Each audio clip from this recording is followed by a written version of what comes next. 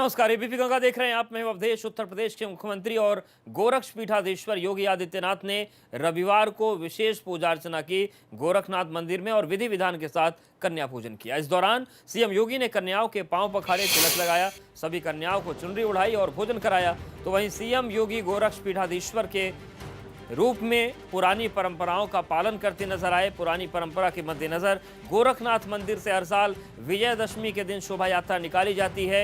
इस शोभा यात्रा में गोरक्षपीठाधीश्वर रथ पर सवार होकर निकलते हैं, पर इस साल कोरोना के खतरा के चलते योगी अपने वाहन से ही निकलेंगे।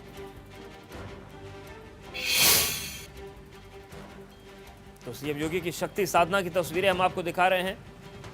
नवमी के दिन सीएम योगी कन्या पूजन करते हैं, जो कि आज नवमी और उसके बाद दसवीं एक ही दिन पड़ रही है। ऐसे में जब तक नवमी तिथि थी तब तक उन्होंने कन्याओं का पूजन किया, उन्हें चुनरी उड़ाई, उन्हें भोजन कराया। और अभी की बात करें तो 1 बजे से लेकर 3 बजे तक तिलकोत्सव का कार्यक्रम था। इसमें जो नाथ संप्रदाय से जुड़े लोग हैं वो आते हैं गोरक्षपीठाधीश्वर के पास आशीर्वाद लेने। तो देखिए, 4 तस्वीरें आपको हम दिखा रहे हैं। गोरक्षनाथ की उपासना, दूसरी तस्वीर सीएम का शानदार स्वागत हुआ। दरअसल विजयदशमी के दिन जो पारंपरिक सेना है नाथ संप्रदाय की, उनको बुलाया जाता है। बल्लम, पुराने अस्त्र शस्त्र लेकर वो अगवानी करते हैं गोरक्षपीठाधीश्वर की।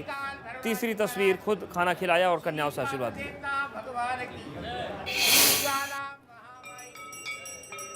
और 3 तस्वीरें आपके सामने और है। 23 अक्टूबर सप्तमी काल रात्रि की पूजा की गई। 24 अक्टूबर अष्टमी को महागौरी की पूजा की गई और उसके बाद आज कन्याओं का पूजन किया मुख्यमंत्री ने, उन्हें भोजन कराया, उनकी आरती उतारी और थोड़ी देर के बाद गोरखपुर में शोभा यात्रा निकलने वाली है, जो गोरखनाथ मंदिर से चलती है और उसके बाद रामलीला मैदान तक जाती है। वहां पर मुख्यमंत्री संबोधन भी देते हैं, राम लक्ष्मण सीता की पूजा करते हैं और उसके बाद रावण दहन के कार्यक्रम के साथ नवरात्रि उत्सव का समापन होता है। तो 5 तस्वीरें और आपके सामने हैं। पहले कन्याओं को भोजन कराया मुख्यमंत्री ने, पैर पखारे, आरती की, हवन किया और महानिशा पूजा हुई। तो ये तस्वीरें हम आपको दिखा रहे हैं गोरखपुर के गोरखनाथ मंदिर की। मैं इस अवसर पर सभी प्रदेशवासियों को हृदय से बधाई देता हूं, अपनी शुभकामनाएं देता हूं और सबसे यही अपील करता हूं कि पर्व और त्यौहार उत्साह और उमंग का एक अवसर होता है, लेकिन जोश में होश खोने की आवश्यकता नहीं। हमें कोविड-19 के जो गाइडलाइन और प्रोटोकॉल है उसका पालन करना होगा। 2 गज की दूरी और मास्क जरूरी, इसका पालन करते हुए ये कोरोना के खिलाफ देश की लड़ाई आदरणीय प्रधानमंत्री मोदी जी के नेतृत्व में बहुत मजबूती के साथ आगे बढ़ी है। बीमारी काफ़ी हद तक कंट्रोल हुई है, नियंत्रित हुई है और मामले काफ़ी कम हुए हैं। लेकिन यह वह समय है जब हमें सावधानी बहुत रखनी पड़ेगी और उस सावधानी की दिशा से हम कोविड-19 के प्रोटोकॉल और उसके गाइडलाइन का पूरा पालन करते हुए विजयादशमी के आयोजन को उल्लास के साथ, उमंग के साथ, जोश और होश के साथ मनाएंगे।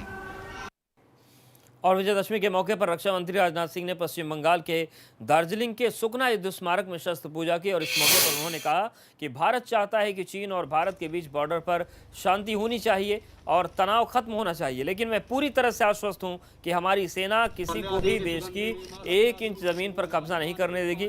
आपको बता दें कि विजयदशमी के मौके पर रक्षा मंत्री राजनाथ सिंह दार्जिलिंग और सिक्किम के दौरे पर हैं। दार्जिलिंग के सुकना वार मेमोरियल में उन्होंने शस्त्र पूजा की। इस दौरान थल सेना अध्यक्ष MM नरवणे भी मौजूद थे। विजयदशमी के दिन शस्त्र पूजा करने की परंपरा है।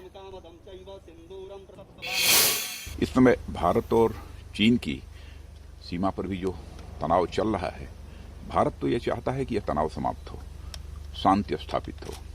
उद्देश्य हमारा यह है, लेकिन कभी कभी कुछ ऐसी नापाक हरकतें होती रहती हैं। लेकिन